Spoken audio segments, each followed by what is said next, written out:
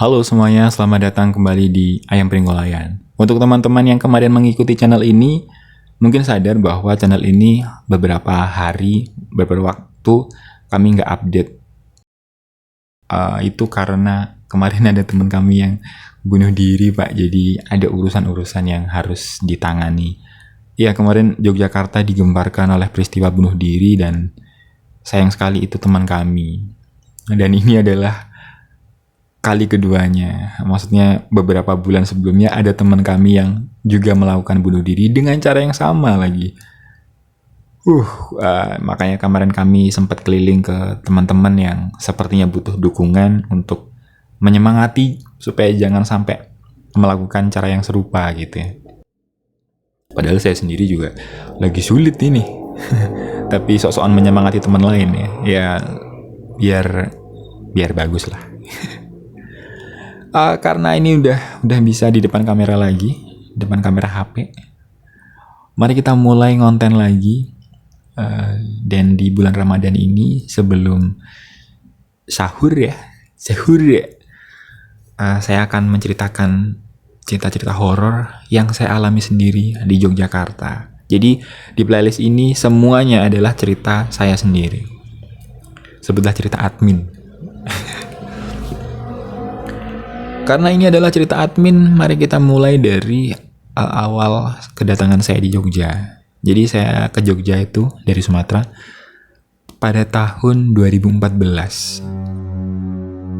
Waktu itu saya kuliah di sebuah universitas swasta di Yogyakarta. Universitas ini bukan salah satu universitas yang tertua di Yogyakarta, tapi bangunannya, Pak, ini bangunan yang salah satu yang tertua di Yogyakarta. Kok bisa saya simpulkan begitu? Itu melihat dari gaya desainnya yang masih mirip-mirip dengan perkantoran Belanda zaman dulu. Apalagi di bagian jendelanya. Jadi bangunan ini memanjang gitu ya, membentuk pola gitu, yang garis-garis itu yang tengah-tengahnya ada taman begitu-gitu. Yang dinding kanan kirinya itu dipenuhi sama jendela. Jadi semua selebar dinding itu adalah jendela. Kalau dibuka itu otomatis langsung jadi hall, jadi bangunan tanpa dinding gitu. Itu yang bikin kenapa kelas-kelas di kampus saya itu nggak pakai AC, karena angin tuh masuk sepoi-sepoi enak banget, Pak.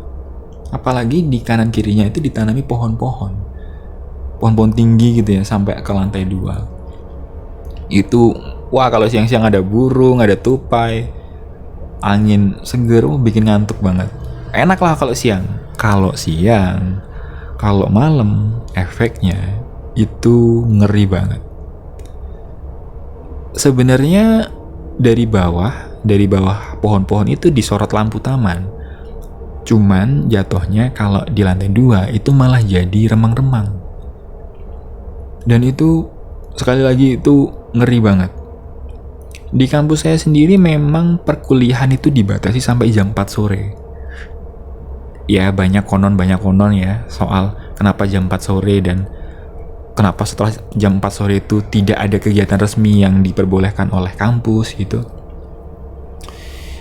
Itu ada banyak kononnya lah, tapi saya sendiri memang mengalami di salah satu ruangan, yaitu di ruangan HMJ. Tahun 2000 berapa ya?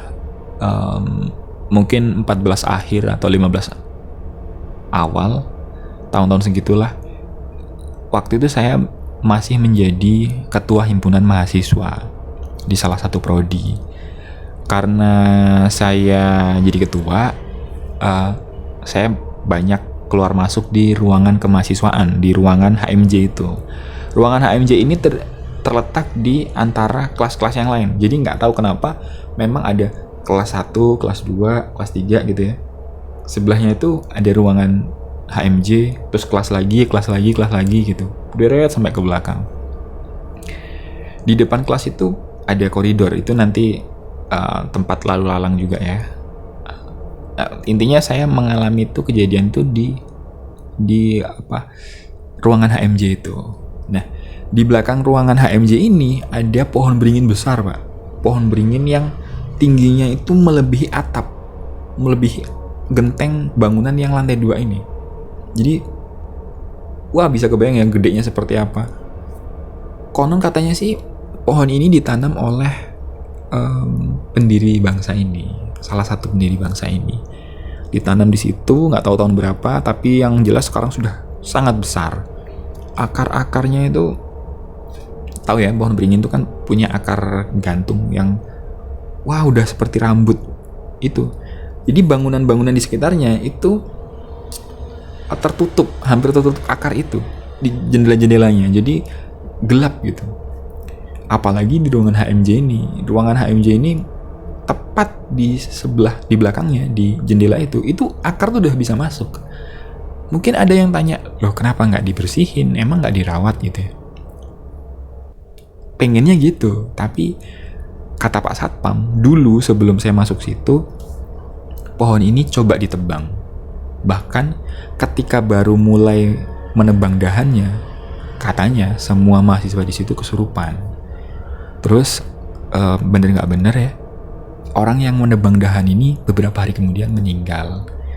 Setelah kejadian itu, akhirnya nggak ada yang berani mengusik pohon ini. Jadi dibiarin aja itu dahannya ngejatuhin atap. Jadi pihak kampus lebih baik membenahi atap ketimbang memotong pohon ini karena bahaya. Pohon ini sendiri sebenarnya sudah cukup terkenal ya, cukup terkenal di YouTube. Kalau teman-teman ada yang sadar, karena waktu itu si Ewing ya, channelnya Ewing apa ya, Ewing HD ya, itu udah gede ya, itu dikirimi foto Lanakun, dikirimi foto penampakan Lanakun di lantai 2. Jadi waktu itu ada anak-anak wisuda, terus dia foto, di belakangnya itu di lantai 2 itu ada penampakan itu. Nah, ruangan HMJ saya ini adu pojok gitu Pak. Jadi kalau ini pohon ya, terus ini penampakannya. Nah, ruangan HMJ saya itu di sini, membelakangi pohon ini, yang ya kadang-kadang kalau ngelihat ke bagian yang penampakan itu juga kadang-kadang bisa kelihatan. Tapi suatu malam ya, ini yang saya alami. Suatu malam tuh saya datang di ruangan itu, ya seperti biasa saya buka laptop, mengerjakan ini itu, buka YouTube, download film, dan yang paling penting adalah download film itu. Tiba-tiba tuh ada angin dari jendela dari belakang ini masuk, nabrak ke leher saya. Seolah-olah itu tuh nggak nabrak ke benda lain selain leher saya, ya cuman gitu ya, angin tajam gitu. Terus spontan saya nengok dong ke belakang ini, nengok ke belakang, ke arah jendela, keluar ke arah akar-akar itu. Ya kalau malam kan jadi remang-remang ya, walau disorot dari bawah tapi gelap, jadinya remang-remang. Dan di sana saya melihat ada perempuan yang lagi ayunan. Di situ memang biasa ya, kalau di bawah itu memang biasa. Akar-akar itu ditali, jadi tali, terus ini buat ayunan gitu. Jadi waktu saya melihat ada perempuan yang ayunan di situ, saya nggak kaget dong. Oh, anak ayunan gitu. Ya udah, saya balik lagi ngecek laptop. Terus saya baru sadar, lah, saya kan ada di lantai 2. Terlalu berbahaya dong kalau ayunan tapi setinggi itu gitu. Saya sih nggak berani langsung nengok. Saya udah bisa memastikan bahwa ya itu pasti Lanakun gitu, karena terkenal banget di situ ada itu gitu. Saya cerita ini juga takut di tempat saya kan ngeri. Saya cerita begini, nggak apa-apa ya. Saya udah membiarkan beliau itu bergelantungan di belakang sana, tapi saya mengucapkan mantra. Saya selalu punya mantra ini dan ini efektif untuk dilakukan gitu ya. Nanti teman-teman bolehlah silakan coba. Saya ucapkan begini, Mbah, dalam bahasa Jawa kalau saya sih, Mbah, saya di sini nggak berniat untuk mengganggu. Kalau misalnya si Mbah terganggu, silahkan berikan kode supaya saya pindah dari sini. Gitu. Selesai saya mengucapkan itu, ada suara ketokan, tok tok tok gitu, di pintu ruangan. Terus saya lihat, kan itu pintunya juga kaca ya, tapi nggak ada orang. Saya tungguin nggak ada yang masuk juga. Saya tungguin lagi juga nggak ada yang mengucapkan salam. Ya udah, saya yakin bahwa itu adalah kodenya. Kebetulan downloadan film saya selesai, kerjaan saya selesai, ya udah saya tutup. Tapi sebelum saya tutup, saya lihat jam waktu itu, dan jam di situ menunjukkan pukul 20.30, setengah 9 malam tepat. Terus besok malamnya saya datang lagi ke ruangan itu, karena hampir tiap malam saya di situ. Soalnya di kamar saya tuh, di kos saya tuh nggak ada wifi, jadi saya sering ke situ. Saya datang ke situ seperti biasa, duduk ngerjain ini itu. Ada suara ketukan pintu lagi, tok tok tok gitu, 3 kali. Dan ketukannya itu khas pak, ketukannya itu seperti ketukan yang diketuk tapi nggak ditarik. Jadi kalau orang ngetuk tuh biasanya gini ya, tok tok tok, ngerti ya? Tapi kalau itu nggak, gini, tok, srek, tok, srek, tok. Jadi ditempelin dulu, digeser, habis itu diketok lagi 3 kali.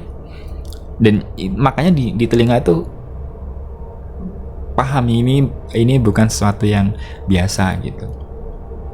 Di malam kedua itu ada ketokan lagi. Kemudian saya lihat jam menunjukkan pukul 20.30 tepat. Itu seperti hari sebelumnya. Besoknya lagi saya datang ke situ, pukul 20.30 ada ketukan lagi. Besoknya lagi begitu, besoknya lagi begitu, besoknya lagi begitu. Seterusnya saya di situ pasti kalau 20.30 itu ada ketokan.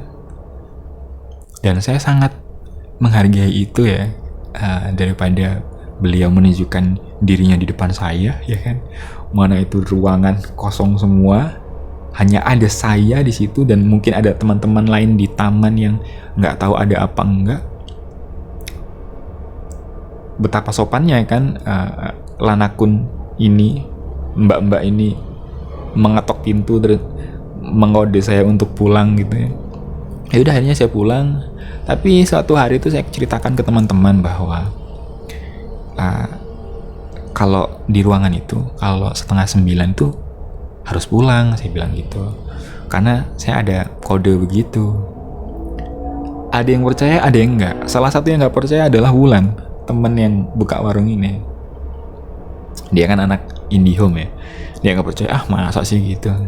Dia paham di sekitar situ tuh banyak makhluk-makhluk, tapi dia enggak percaya bahwa saya tuh dikode kalau 8:30 malam. Terus akhirnya dia datang juga tuh ke ruangan itu, ikut saya.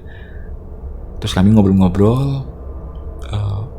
Waktu itu kami masih ingat banget nonton Raditya Dika Malam Minggu Niko. Ngobrol-ngobrol, ketawa, cekakakan gitu. Tiba-tiba ada ketokan, tok, tok, tok, nah gitu. Terus dia lihat jam deh itu. Dia sendiri yang lihat jam tangannya. Dia nggak ngomong apa-apa. Terus nunjukin ke saya, nih lihat gitu. 8:30, 20.30 tepat. Terus si Wulan juga menceritakan teman-teman yang lain dan bilang bahwa ya jangan ngelebihin 8:30 deh kalau di situ gitu. Teman-teman yang lain dikasih tahu jangan lebih 8:30 deh kalau di ruangan itu, juga mereka kayak ngomongnya, ya gue nggak di situ juga kali kalau 8:30 gitu. Akhirnya saya sendiri yang penasaran. Oh iya, kenapa sih kalau kalian kalau udah jam 6 sore tuh buru-buru pulang aja dari situ? Padahal di situ tuh enak. Ada kulkas. Maksudnya kulkas dengan isinya. Bisa masak apa ini itu gitu. Listrik lu mau pakai seberapa juga gak bakal bengkak tagihannya. Enak di situ. Ada tempat tidur juga walaupun bercampur dengan kabel dan peralatan teater. kok cuma saya yang nyaman gitu. Akhirnya satu persatu saya dapatkan. Salah satu cerita yang didapatkan anak-anak dari kakak tingkat itu adalah Noni Belanda muka 2. Jadi ceritanya ini yang dialami oleh kakak tingkat ini. Saya juga nggak kenal siapa ya. Katanya sore-sore dia di situ sama pacarnya. Ya, udah ketebak ya. Memang dia yang bikin ulah di situ. Dia sore-sore di situ maghrib sama pacarnya.